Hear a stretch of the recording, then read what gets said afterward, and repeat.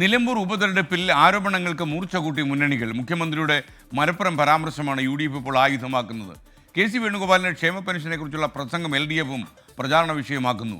നിലമ്പൂരിൽ നിന്ന് സുഹൈൽ മുഹമ്മദ് വിവരങ്ങളുമായി ചേർന്നു. Suhail, good morning. സ്ഥാനാർത്ഥികൾ എന്തായാലും 3 സ്റ്റാൻഡ് പിടിച്ചിട്ടുണ്ട്. 4ാമത്തെ ആൾക്ക് സ്റ്റാൻഡ് കിട്ടിയോ?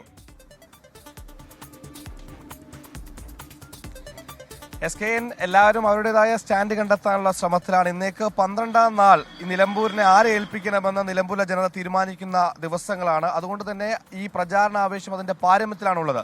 ഇന്നലെ ഈ നാമനിർദ്ദേശ പത്രിക പിൻവലിക്കാനുള്ള അവസാന തീയതി പൂർത്തിയായതോടെ തെരഞ്ഞെടുപ്പ് ചിത്രം ഏറെക്കുറെ വ്യക്തമാണ്. ആകെ 10 സ്ഥാനാർത്ഥികളാണ് നിലമ്പൂരിന്റെ മണ്ണിൽ അംഗത്തട്ടിൽ മാറ്റുരയ്ക്കുന്നത്. അതായത് ഈ മുന്നണി സ്ഥാനാർത്ഥികൾ LDF, UDF, NDA മുന്നണി സ്ഥാനാർത്ഥികൾ പാർട്ടി ചിഹ്നങ്ങളിലും ഈ PV അൻവർ കത്രിക ചിഹ്നത്തിനും പിന്നെ അങ്ങോട്ട് ബലൂണ്, ടോർച്ച്, അങ്ങനെ കളർഫുൾ ഐറ്റംസ് ചിഹ്നങ്ങളായി വന്നുകൊണ്ട് അങ്ങേയറ്റം കളറായ ഒരു തെരഞ്ഞെടുപ്പ് തന്നെയായിരിക്കും, അല്ലെങ്കിൽ മത്സരം തന്നെയായിരിക്കും നിലമ്പൂരിൽ എന്ന കാര്യത്തിൽ സംശയം വേണ്ട.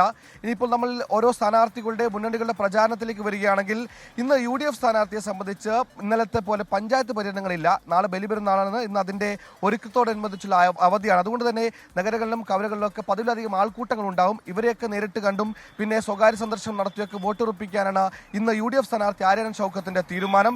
ഈ നേരത്തെ SKN സൂചിപ്പിച്ചതുപോലെ തന്നെ മുഖ്യമന്ത്രിയുടെ മലപ്പുറം പരാമർശം സജീവ പ്രചാരണ ആയുധമാക്കി LDFനെതിരെ കൊണ്ടുവരാനാണ് കോൺഗ്രസിന്റെയും UDFന്റെയും നീക്കം. അതുകൊണ്ട് തന്നെ ഈ കോൺഗ്രസിന്റെയും ഈ ഘടകകക്ഷികളുടെയും നേതാക്കളോട് പൊതുയോഗങ്ങൾ സംസാരിക്കുമ്പോൾ ഈ വിഷയം കൃത്യമായി എടുത്തു പറയണമെന്ന് നിർദ്ദേശം നൽകിയിട്ടുണ്ട്. അതായത് ഈ വിഷയം, അതായത് മുഖ്യമന്ത്രിയുടെ മലപ്പുറം പരാമർശം ഫോക്കസ് ചെയ്തുകൊണ്ടുള്ള തെരഞ്ഞെടുപ്പ് രാഷ്ട്രീയ പ്രചാരണമാണ് UDF നിലവിൽ നടത്തുന്നത്. LDF ആകട്ടെ ഇന്ന് സ്വരാജിന്റെ പ്രചാരണം എടക്കര പഞ്ചായത്ത് കേന്ദ്രീകരിച്ചാണ്. KC Venugopal, AC general secretary KC Venugopal പെൻഷൻകാരെ അപമാനിച്ചെന്ന ആരോപണം ഉയർത്തിക്കൊണ്ട് ഒരു പ്രത്യേകമായ ഫോക്കസ് ക്രിയേറ്റ് ചെയ്തുകൊണ്ടാണ് പ്രചാരണം നടത്തുന്നത്. അതിന്റെ ഭാഗമായി തന്നെ പെൻഷൻ ഗുണഭോക്താക്കളുടെ ഒരു പൊതുയോഗം അല്ലെങ്കിൽ കൂട്ടായ്മ നടത്തുന്നുണ്ട്.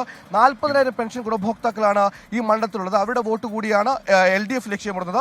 അതേസമയം NDA സംബന്ധിച്ചിടത്തോളം ഇന്ന് ചുങ്കത്തറ പഞ്ചായത്ത് കേന്ദ്രീകരിച്ചുള്ള തെരഞ്ഞെടുപ്പ് പര്യടനമായിരിക്കും സ്ഥാനാർത്ഥിയുടെ ഇന്നത്തെ പ്രചാരണം. Thank you Suhail Muhammad.